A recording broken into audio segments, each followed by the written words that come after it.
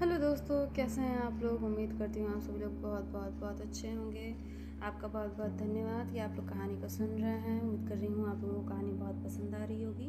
तो चलिए बिना किसी देरी के कहानी को आगे बढ़ाते हैं। जहाँ पे हमने कहानी ख़त्म की थी, कहानी को हम वहीं से आगे बढ़ाएंगे।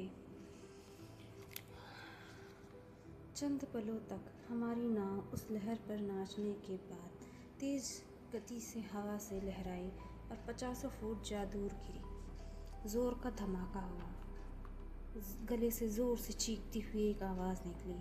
तेज़ी से संभलते हुए मैंने अपनी निगाहें उठाई तो बुरी तरह घबरा उठा। सांस जहाँ तक रुकी थी चली थी। कश्ती पर लियो नहीं था। मेरे गले से आवाज़ ही नहीं निकल पा रही थी। मैं इतनी ज़ोर से चीखा, इतने दर्दनाक तरीके से। मेरा नौकर डरते हुए आया मेरे पास, कहता है, क्या हुआ मालिक। नौकर जॉन नाव के अचानक चल सतह से टकराने से झटके को झेलता हुआ बोला।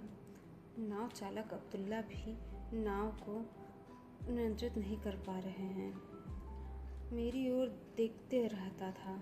लियो। मेरे गले से टकता हुआ सिर्फ एक ही शब्द निकला। कुछ देर तक तो उन दोनों ने कुछ समझ में ही नहीं आया।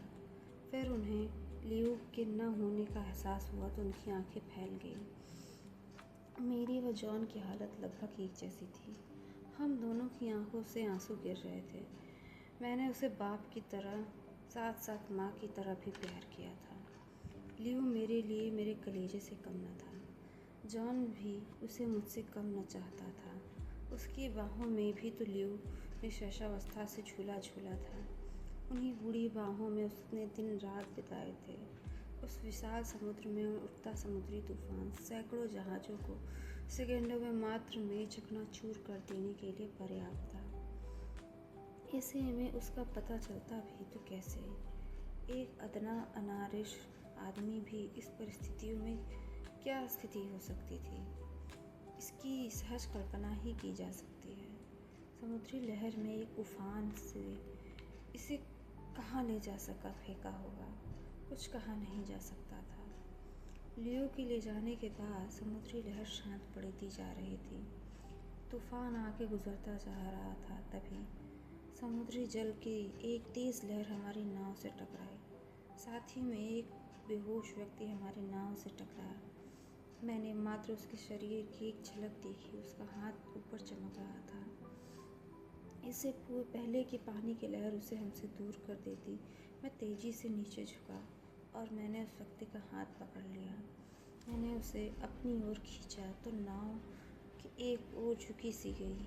जान ने उसे नाव में खींचने में मेरी मदद की। उस व्यक्ति के नाव में आते ही हमने उसका चेहरा देखा। हमारी बाहें खिल उठी। वे लियो था, मेरे कलेजे का टुकड़ा। मैंने उसकी कलाई थामी, नब्ज़ का जांच की। वह बेहोश था।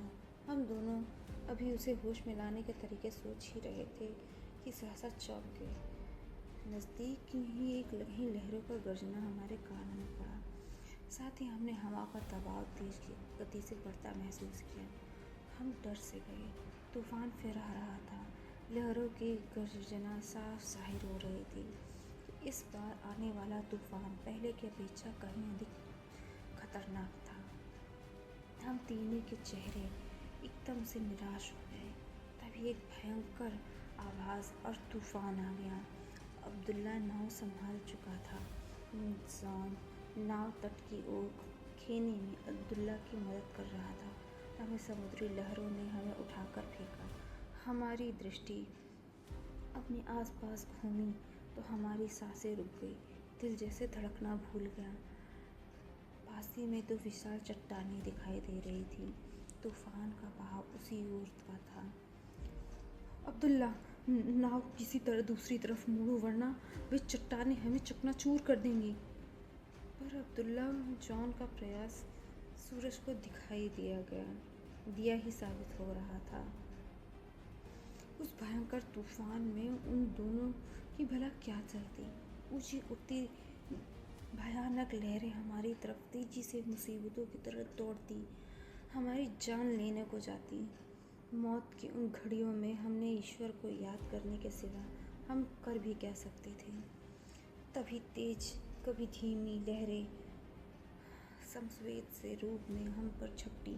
हमारी नाव लट्टू की तरह पानी के सतह पर उछल उछल कर नाचने लगी। हम सब ये तीव्र झटके एक साथ सहन कर न पाए।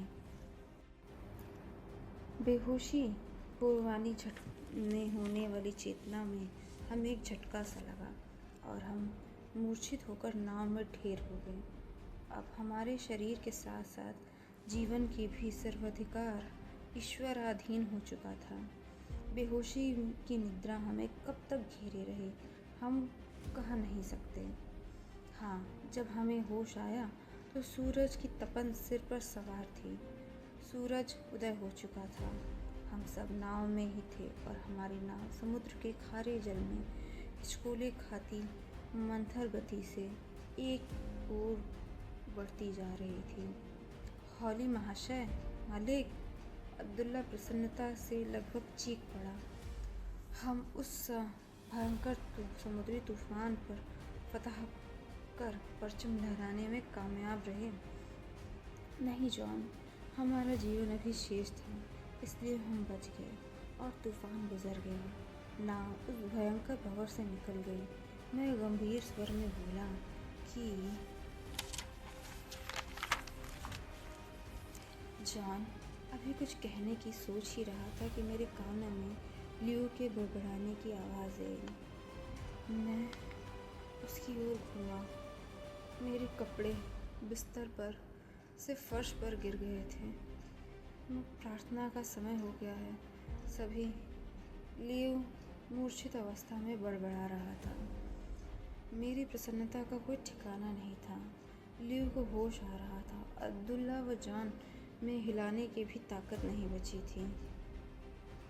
मृत्यु का संकट टलते ही प्राण प्रणय से किया गया शारीरिक श्रम गुणवत्ता रूप से थकान लेकर लौटा था।